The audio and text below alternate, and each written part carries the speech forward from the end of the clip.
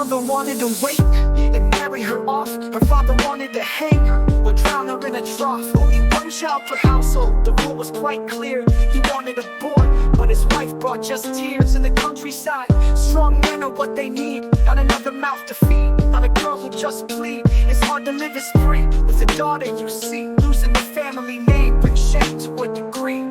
What could he do with a human waste? Crush her skull with stones, make her past erased. He went to borrow a shovel from his neighbor, but his neighbor said to wait and offered a favor. He told them they could sell her, and luck turned in their favor. A merchant offered cash to sell her to some strangers. They let her go for about a third of a French wage. On the night she left, melancholic, her mother sang in her cage.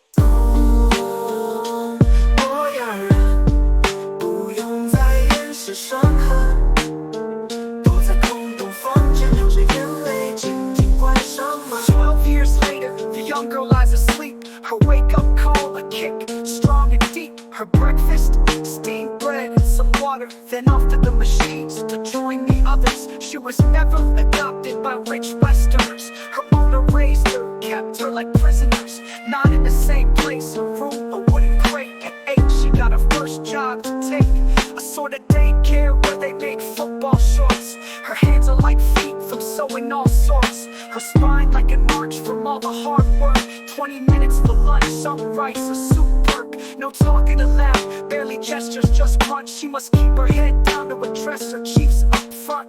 The noise haunts her so she doesn't hear when it stops. To avoid going mad, she sings in her thoughts.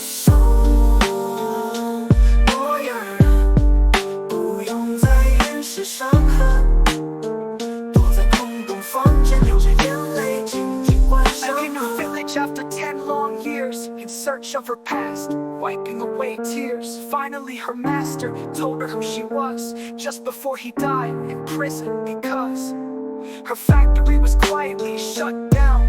The press wasn't allowed to cover this town. Most villagers had gone far and wide, open restaurants or stores they would hide.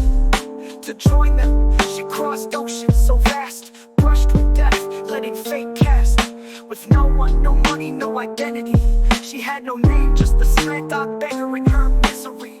After catching almost every disease, she miraculously landed in Paris with ease. I was coming home from work at nightfall. When our eyes met, she approached and made a small call. Excuse me, sir. Keychain, €2. No, sorry. I don't have anything on me. Good evening.